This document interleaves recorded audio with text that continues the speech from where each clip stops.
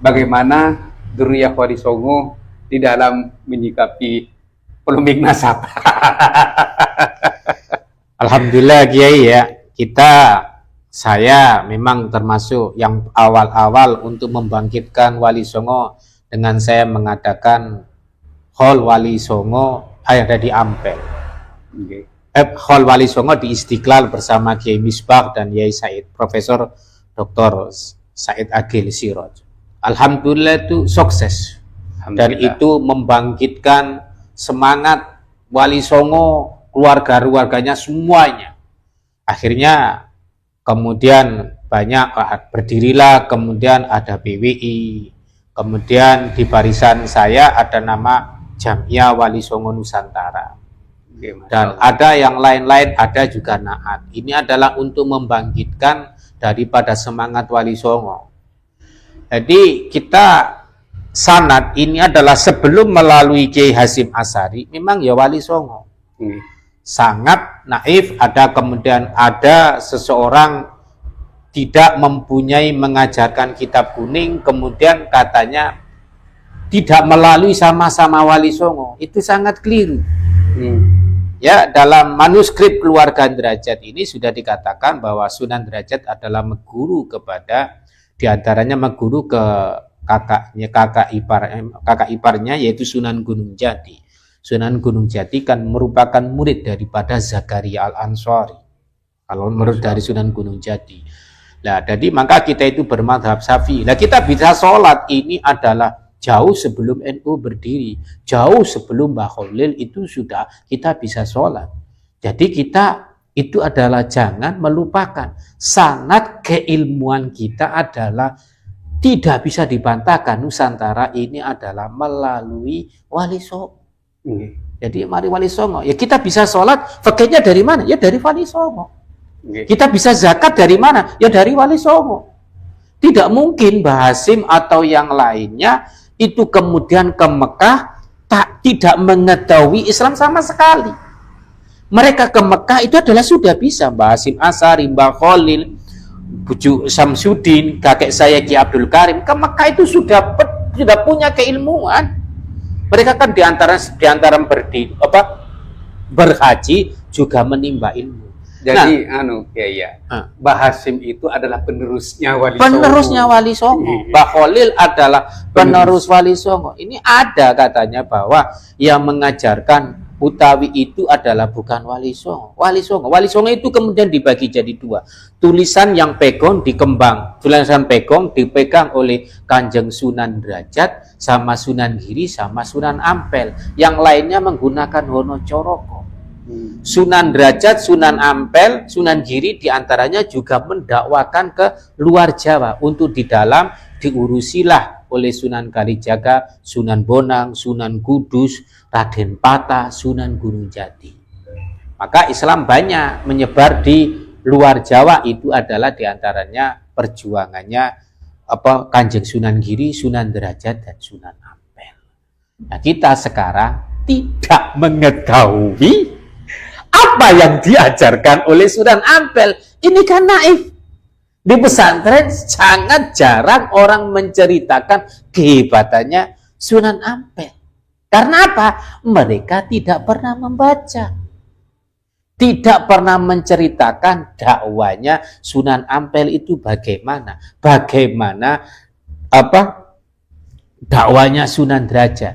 Nah, kalau Sunan Derajat ini bukunya sudah sangat banyak. Yang insya Allah lambat laun akan kita keluarkan. Bagaimana fikihnya, bagaimana akidahnya, bagaimana tasawufnya. Memang Kiai, kalau kodrat manusia itu setelah melihat yang baru, iya kepingin itu. Yang lama dilupakan. Iya. Itulah, itu yang sangat kita naif. Kita kadang-kadang bicara pada waktu rapat di MUI bareng itu, kadang-kadang saya ada cerita-cerita yang halu begitu, kadang-kadang saya sudah sangat tertawa. Sebenarnya kalau cerita halu, cerita tahayul ini nggak ada hebatnya kayak di Indonesia. Di Indonesia ini Joko Tarung ngawini bidadari. Tapi itu di negeri kita kan dianggap dongeng, bukan ajaran gitu. Nah, kalau dari kelompok sana enggak, dianggap sebagai ajaran dan sebuah kebenaran. Oke. Gitu. Jadi intinya teman-teman, katanya beliau itu kita bisa menangkap apa yang disampaikan beliau. Kita ini lupa sejarah, karena memang sejarah tidak pernah dikaji di pesantren-pesantren. Padahal baginda Nabi untuk memantapkan hatinya di dalam menerima wahyu dan berdakwah untuk menyampaikan risalah dari Allah Subhanahu wa taala, pondasinya itu adalah apa? Sebagaimana yang disampaikan oleh Allah Subhanahu wa taala dalam Al-Qur'an, wa kullan naqussu 'alaika min amba'i ma qad sabaq. Jadi saya menceritakan semua sejarah-sejarah pendahulu kamu. Tujuannya apa? Dzalika linutsabbita bihi fu'adak. Jadi ini untuk memantapkan hati kamu di dalam berdakwah. Terus sekarang, kalau kita berdakwah tapi kita lupa dengan sejarah-sejarah leluhur kita, bagaimana kita memantapkan hati kita untuk berdakwah, menyampaikan ajaran Wali Songo kepada saudara-saudara kita sebangsa, setanah air. Oleh karena itu, mari kita kembali membuka sejarah Wali Songo, apalagi sejarah Wali Songo itu bukan cuma nasional, tetapi internasional. Bahkan dikutip dalam sejarah Ibnu Khaldun, dakwah Islam tersukses tanpa pertumpahan darah ialah dakwah para Wali Songo Auliyaut Tis'ah. Dan Sayyid Muhammad bin Alawi Al-Maliki Al-Hasani dan juga Sayyid Abbas bin Alawi Al-Maliki Al-Hasani setiap bertawassul pasti menyebut dan bertawassul kepada Aulia At-Tis'ah. Iya. Luar biasa. Jadi Aulia At-Tis'ah wa sab'ati rijal fil Maghrib. Nah, di sini ada 9 wali dan 7 laki-laki, 7 wali di Maghrib. Jadi alhamdulillah di Maroko ini. Maroko, ya kan kekuatan dunia itu ada di di timur dan di barat. Iya, tempat munculnya matahari dan tempat terbenamnya matahari. Tapi timur lebih banyak. Timur itu 9. Yang di Maghrib, yang di barat cuma 7. Nah, kalau ulama-ulama internasional itu bangga terhadap Wali Songo dan selalu bertawassul kepada Wali Songo dan mengenang sejarah kesuksesan Wali Songo di dalam penyebaran Islam, kok kenapa yang di Nusantara ini tidak pernah bangga dengan Wali Songo? Kok kenapa yang keturunannya ini melupakan itu? Nah, jadi oleh karena itu, ayo kita membuka sejarah perjuangan Wali Songo untuk mengislamkan Nusantara yang kita cintai. Begitu, Kiai. Ya. Jangan kemudian kita itu adalah kemudian mempelajari Wali Songo, kemudian kita diidentikan dengan kejawen, identik dengan Sunda Wiwitan. Tidak demikian. Bahkan diidentikan dengan manunggaling kawula Gusti. Waktu telujut katanya. Tidak bohong gitu. Jadi kalau pemirsa yang budiman yang dirahmati Allah Subhanahu wa taala, bahwanya manuskrip saya ini kan berasal dari Tebuung Dukun Gresik, bahwa manuskrip itu banyak ditemukan oleh Belanda. Itu adalah memang di daerah Sedayu. Daerah Sedayu ini banyak ada yang menemukan dari Prancis, menemukan manuskrip yang merupakan ajaran dari Maulana Malik Ibrahim yang sekarang insya Allah akan saya terjemahkan ke dalam bahasa Arab. Dalam ajarannya Maulana Malik Ibrahim itu adalah diantaranya banyak mengutip dari kitab-kitab Bidayatul Hidayah. Berarti dulu itu adalah kitab yang diajarkan oleh Wali Songo itu adalah kebanyakan berasalkan dari Imam Al-Ghazali. Dari kitab Bonang, Sunan Bonang yang ada di saya itu, Sunan Bonang ini juga mengutip dari kitab-kitab fikih untuk menyampaikan. Nah, karena itu marilah pesantren-pesantren ini kitab Ihya ini, kitab Bidayah ini bukan dijadikan sebagai sampingan ngaji hanya bulan puasa, tetapi ini adalah saya menginginkan, kita menganjurkan kita kembali ke Wali Songo, yaitu mengajarkan untuk dasar ini adalah kitab Bidayah. Karena Bidayah itu adalah awal, adalah bagaimana kita beribadah kepada Allah Subhanahu wa taala, dan diakhiri dengan tasawuf. Lah kalau nanti ini kita lupa dengan Bidayah, akhirnya kita apa? Kita tidak menghargai antar sesama. Ini kan kemudian kita terdoktrin dengan kitab, bahwa kitab di pesantren semuanya adalah kitab Safinatun Naja sama kitab Sulamu Taufik. Di Wali Songo kitab itu belum ada. Yang diajarkan adalah kitab Bidayatul Hidayah. Suluk itu adalah mengambil dalam kitab Bidayatul Hidayah. Karena itu ya kita kembalilah. Kalau pesantren saya alhamdulillah sudah memakai kitab Bidayatul Hidayah itu, di samping fikih Sunan Derajat dan ajaran-ajaran Sunan Ampel yang saya sampaikan. Saya bisa sholat ini adalah memang dari Kanjeng, melalui bapak saya sampai ke Sunan Derajat dan Sunan Ampel. Nah, orang itu enggak sekarang itu menghapus itu silsilahnya, silsilah keguruan, tidak ke Wali Songo. Ke Wali Songo. Lah terus langsung kemana gitu. Menarik sekali ya. Jadi kalau kita kembali ke sejarah, teman-teman, setelah transisi dari berubahnya khilafah kepada kesultanan di bawah kesultanan Sidina Muawiyah, jadi ada 3 kelompok. Yang pertama kelompok Khawarij yang selalu merongrong kekuasaan. Terus yang kedua adalah Mu'tazilah yang merongrong keagamaan.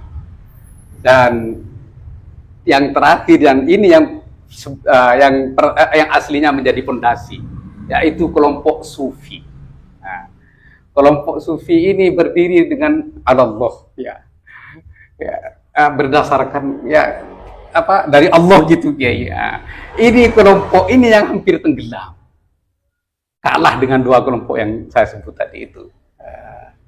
Nah, setelah Imam Ghazali menjadi imam, menjadi pengajar, kemudian Imam Ghazali berjuang dan berusaha untuk membangkitkan kembali Sufi ini dengan statement beliau yang masyhur, man tafaqqaha wa lam yatahaqqaq faqad tafassak, wa man tafaqqaha wa lam yatahaqqaq faqad tafassak.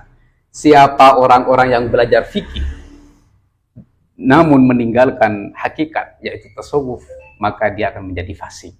Nah, terus sebaliknya, wa man tahaqqaqa wa lam yatafaqqah faqad tazandak.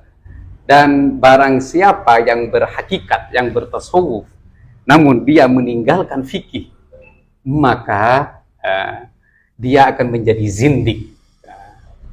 Oleh karena itu, fikih dan tasawuf ini adalah 2 disiplin keilmuan yang saling membutuhkan untuk menciptakan sebuah generasi dan pejuang agama yang tangguh dari perbuatan fasik dan tidak akan terpengaruh atau terjerumus dari perbuatan zindik. Oleh karena itu, para Wali Songo di dalam perjuangannya selalu berpesan kepada duriyahnya agar kita tidak lepas dari ajaran tasawuf, sehingga seandainya kita menjadi faqih, maka kita mempunyai pedoman bertasawuf agar setiap hukum yang akan kita sampaikan itu berdasarkan tasawuf, yaitu takwa kepada Allah Subhanahu wa taala. Di antaranya, Kiai, di Batu Ampar itu ada wasiat, Kiai, dari Pujuk Latong, yang berjuluk Abu Syamsuddin. Syekh Suadi Abu Syamsuddin berwasiat tertulis yang ditulis oleh sekretarisnya beliau yang kemudian menjadi menantunya, yaitu Pujuk Juhar Makmun. Itu masih ada di Batu Ampar. Tulisannya dan manuskrip tulisan itu masih ada. Berwasiat kepada anak cucunya agar tidak meninggalkan tasawuf. Dan setelah itu Pujuk Khoseb, putra bungsunya Syekh Abu Syamsuddin Batu Ampar, hafal kitab Ihya, hafal kitab Ihya, dan ketika mengajar kitab Ihya tanpa memegang kitab, dan beliau selalu berpesan kepada anak cucunya, jangan lepas dari Ihya Ulumuddin. Begitu. Makanya kita menghimbau daripada kiai-kiai, terutama yang pesantren besar. Sebenarnya beliau mendirikan pondok pesantren ini sanatnya dari mana? Kalau bukan dari Wali Songo. Betul. Gitu. Karena di Timur Tengah nggak ada pesantren. Pesantrennya ya kecil-kecil. Yang di Indonesia kan besar-besar. Jadi kita sangat naif kalau ada pesantren mengijazai mendirikan pesantren tetapi tanpa menyebut Wali Songo. Nah, itu. Jadi sanad kepesantrenan ya kemudian ujung-ujungnya juga memang ada di Sunan Ampel. Ada di Sunan Ampel, sebagaimana Ronggo Warsito di buku-bukunya menyimpulkan bahwa keilmuan dari beberapa wali itu adalah bersumber dari Sunan Ampel. Nah, sekarang orang-orang kadang-kadang melupakan Sunan Ampel. Tadi Abuya, beliau ini kan muridnya Abuya ini, Abuya Said Muhammad. Nah, kadang-kadang yang di luar aja selalu bertawasul dengan Wali Songo. Nah, kita ini kadang enggak. Kita ini enggak. Orang-orang yang membaca ratib itu adalah rata-rata sudah meninggalkan Wali Songo. Meninggalkan Wali Songo. Ini yang sangat kita prihatinkan, tapi alhamdulillah dengan ada polemik nasab ini, keluarga Wali Songo, terutama yang dari Trah, itu insya Allah semuanya sudah sepakat untuk kita Wali Songo adalah bukan Pak Alawi. Dan insya Allah dalam waktu dekat saya memanitiai untuk mengumpulkan semua zuriyah Sunan Ampel. Ya, tempat di mana nanti itu masih kita rahasiakan. Karena orang kalau sudah mengetahui nanti keluarga Sunan Ampel ngumpul, wih, berapa banyak. Kita bayangkan nanti kan. Semuanya Ngampel ini semuanya nanti itu buahnya kemudian pakai marga Ngampel di Nusantara ini luar biasa banyaknya. Semuanya ada nih siapa si Ahmad Ampel, akan melenyaingi dari beberapa saya yang mengaku saya di negeri ini. Karena itu saya menghimbau kepada siapa saja yang berdakwah di sini untuk jangan melupakan gerakan Wali Songo. Gerakan Wali Songo. Setiap hari, setiap habis sholat, jangan lupakan untuk Wali Songo. Karena Wali Songo ini adalah merupakan induk keberhasilan dakwah yang ada di Nusantara. Memang ada yang dari awal itu di Aceh, tetapi keberhasilannya adalah diawali mulai zamannya periodenya Sunan Ampel. Itu. Jadi pesan beliau ini untuk yang terakhir kepada para dzurriyyah Wali Songo, yuk kita merapatkan barisan untuk menghidupkan kembali warisan